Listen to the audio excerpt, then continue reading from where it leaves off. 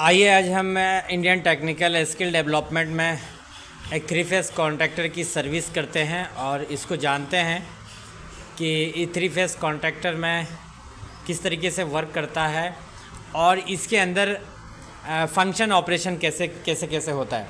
तो पहले हम जानते हैं ये हमारा एक 3 फेस कॉन्ट्रैक्टर है जिसमें किसी इक्विपमेंट्स का या किसी मोटर्स को प्रोटेक्शन के लिए यानी बेहतर प्रोटेक्शन इलेक्ट्रिकल बेहतर प्रोटेक्शन के लिए इस कॉन्ट्रैक्टर को यूज करते हैं।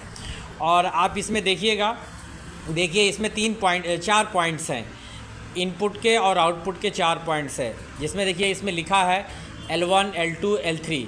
ये जो 3 पॉइंट्स हैं अगर 3 फेस का अगर लाइन में अगर हम इस्तेमाल अगर इसको करते हैं इस कॉन्ट्रैक्टर को किसी मोटर के लिए या किसी भी इक्विपमेंट्स के लिए पैनल में अगर ये कॉन्ट्रैक्टर अगर यूज करते हैं तो ये जो 3 लाइन है 3 फेस की यानी RYB यानी 3 जो केबल्स होती हैं पावर सप्लाई की, इसमें RYB जिसे पॉइंट देखिए लिखा हुआ है L1 L2 L3 और एक पॉइंट है NO मिस होता है नॉर्मली ओपन। ये इस इक्विपमेंट्स की फीडबैक के लिए NO और NC का यूज करते हैं। NO और NC के लिए हम यूज करते हैं कि उसकी मशीन की फीडबैक लेने के लिए या कमांड देने के लिए।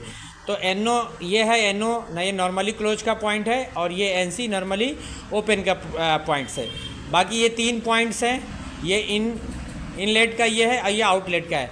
अगर यहाँ हमने सप्लाई अगर दिया एक पॉइंट का R का, तो यहाँ जब ये कॉन्ट्रैक्टर ऑन होगा यानी जब कॉन्ट्रैक्टर ऑन होगा तो ये कॉन्ट्रैक्टर अंदर जाएगा, ये अंदर जाएगा, इन साइड में जाएगा। जैसे ये इन साइड में जाएगा तो यहाँ से आउटपुट सप्लाई ये साइड में देगा। किस साइड में? इस साइड से इस साइड में सप्लाई देगा आउटपुट जैसे ये कॉन्ट्रैक्टर ऑन होगा। उसी प्रकार दूसरी लाइन अगर Y की है, अगर इनपुट यहाँ से अगर कनेक्शन मारे हैं हम तो जब जैसे कॉन्ट्रैक्टर ऑन होगा तो इसका आउटपुट सप्लाई यहाँ से जाएगा, यानी जो लोड के लिए जो जाता है, जैसे मोटर के लिए जाए या किसी भी इक्विपमेंट्स को लोड को आप देते हैं, यानी यहाँ से लोड की तरफ जो लाइन जाएगी, 3 लाइनें लोड की तरफ जाएगी, उसके तरफ का ये आउट पॉइंट है।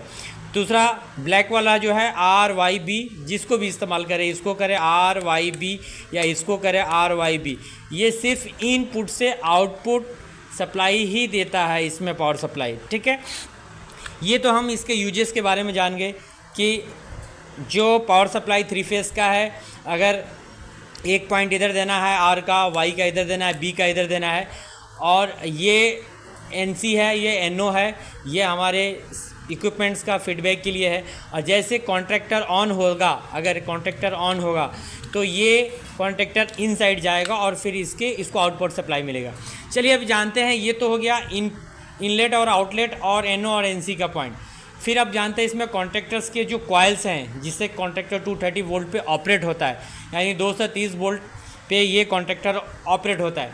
तो इसके 2 पॉइंट्स हैं, इसके 2 ये स्क्रू बॉडी के हैं, ये बॉडी के स्क्रू हैं, और ये जो पॉइंट्स हैं, ये एक पॉइंट जो है ये कॉइल के न्यूट्रल हो या फेस हो, एक ये पॉइंट है कॉइल का और दूसरे साइड में एक ये पॉइंट है कॉइल का। ठीक है, ये जो दोनों पॉइंट्स है, ये पॉइंट्स और ये पॉइंट्स, ये इस कॉन्ट्रैक्टर का जो कॉइल है, जो कॉइल 230 वोल्टेज पे ऑपरेट होता है, उसका ये न्यूट्रल और फेस का पॉइंट है। तो आप एक न्यूट्रल का फेस, एक न्यूट्रल इधर आएगा और एक फेस इधर आएगा।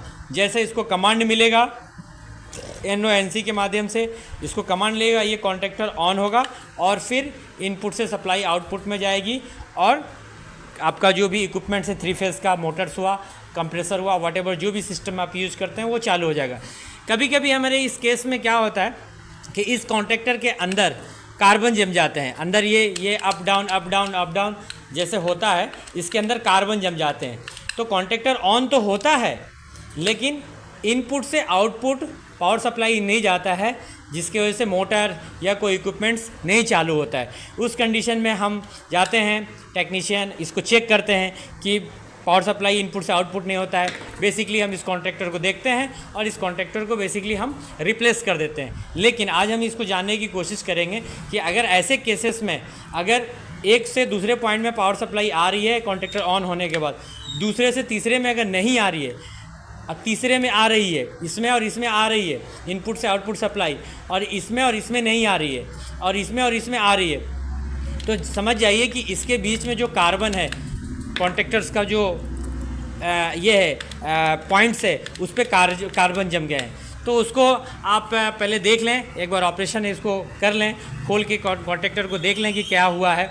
अगर सही है, अगर कार्बन जमा है तो आप उसको क्लीन करके वापस कॉन्टेक्टर को फिट करके और आप इसको यूज कर सकते हैं। चलिए हम इसको देखते हैं कि कैसे इसको ओपन करना है। ये एक स्क्रू है बॉडी की, इसको आप यहाँ से खोलिएगा, यहाँ से ओपन कीजिए इसको। ये स्क्रू खुल गया, ये कॉन्टेक्टर का स्क्रू जो बॉडी को फिक्स होता है ये खुल गया।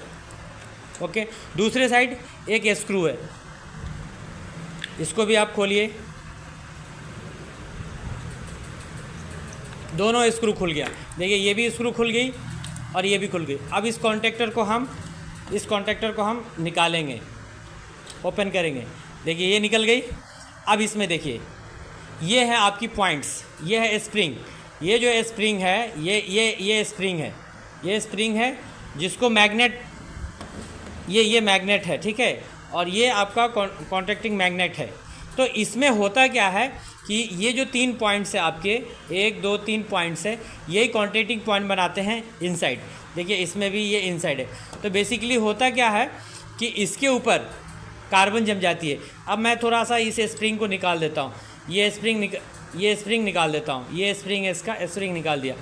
इस पे और ये साइड पे इस पे कार्बन जम जाती है। तो जब कार्बन इस पे जम जाती है तो क्या होता है कि इनपुट से आउटपुट सप्लाई नहीं जाती है, इनसे इनपुट से आउटपुट सप्लाई नहीं जाती है। तो थोड़ा सा इस कार्बन को सीरीज पेपर से घिस दें, साफ़ कर दें।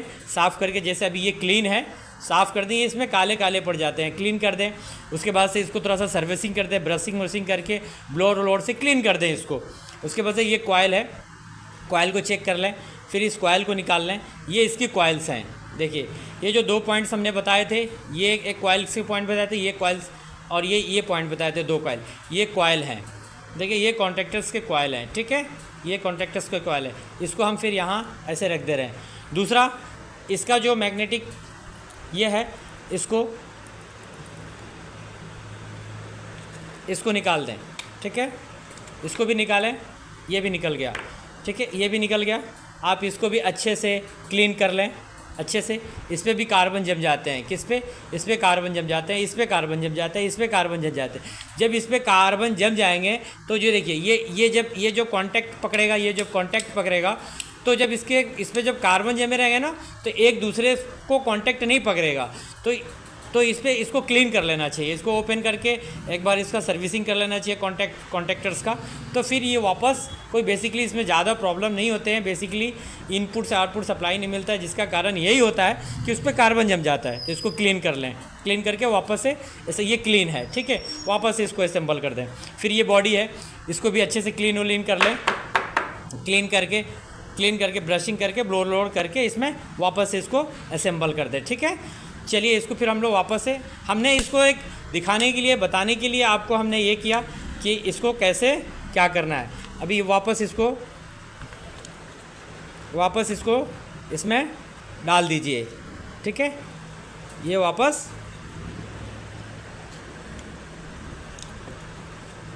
हमने इसको असेंबल कर रहे हैं, ठीक है। सर्विसिंग, ये ऑलरेडी कॉन्टैक्टर अच्छा था, हमने जस्ट आपको बताने के लिए इसको ओपन किया था। तो इसको वापस, ये 3 फेज़ का कॉन्टैक्टर था, वापस इसको असेंबल कर दिए। अब ये है कॉइल्स, वापस इस कॉइल को आप बैठा दें, ठीक है, वापस इस कॉइल को बैठा दें, ठीक है। ये कॉइल वापस बैठ गया, देख लीजिए अच्छी तरीके से ये बैठ गया, अंदर का पॉइंट्स बढ़ गया। उसके बाद से ये हमने कॉइल भी वापस बैठा दिया। अब वापस से इसको क्या करेंगे, अब देखिए ये वापस से, अब ये ऊपर वाला पॉइंट्स है, इस पर हम स्प्रिंग लगा दिए ये, ठीक है। और वापस ये हमारा कॉन्टैक्टर है, वापस हमने इसको फिट कर दिया, ठीक है।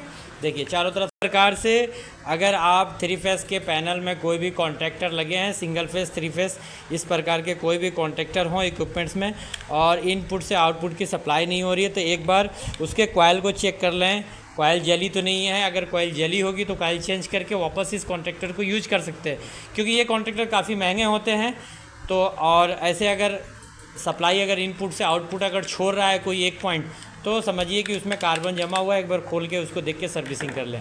चलिए, टेक्निकल स्किल डेवलपमेंट में आपका बहुत बहुत धन्यवाद।